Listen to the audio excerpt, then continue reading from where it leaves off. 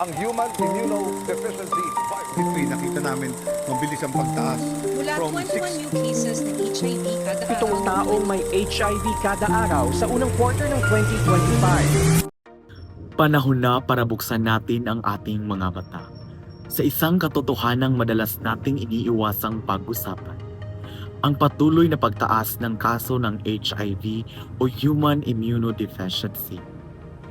Ang HIV ay isang virus na umaatake sa ating immune system.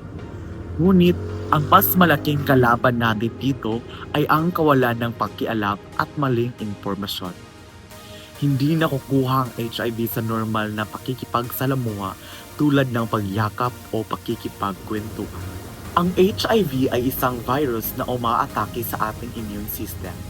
Ngunit ang mas malaking kalaban natin dito ay ang kawalan ng pakialam at maling impormasyon. Hindi nakukuha ang HIV sa normal na pakikipagsalamuha tulad ng pagyakap o pakikipagkwentuhan.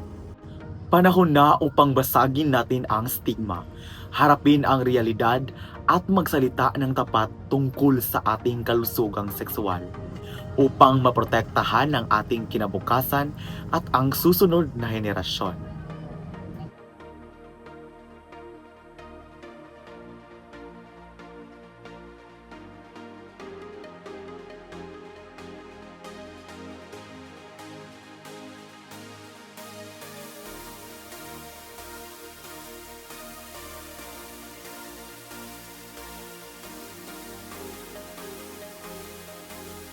Paano natin mapipigilan ang pagkalat nito?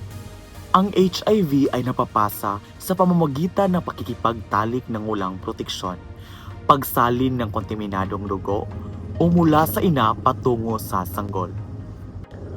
Kung kaya't mariin nating isinusulong ang isang subok at mabisang solusyon, itigil ang pagkalat, gumamit ng contraceptives.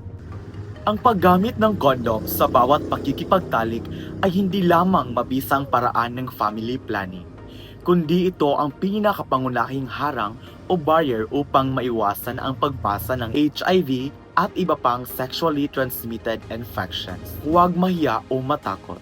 Ang paggamit ng proteksyon ay tanda ng pagiging responsable sa sarili at sa iyong kapareha. Bilang pagtatapos, tandaan na ang pag-iwas sa HIV ay nasa ating sarili at mga kamay. Hindi sapat na alam lang natin ang panganib. Kailangan natin ng konkretong aksyon sa pamamagitan ng ligtas na mga gawain at regular na pagsusuri o HIV testing. Ang pagkakaroon ng HIV ay hindi nakatapusan ng buhay dahil may mga makabagong gamot na upang mapanatiling malusog ang sinumang apektado nito. Ngunit ang pag-iwas pa rin ang pinakamainam na lunas. Magkaisa tayo na ipalaganap ang tamang kaalaman.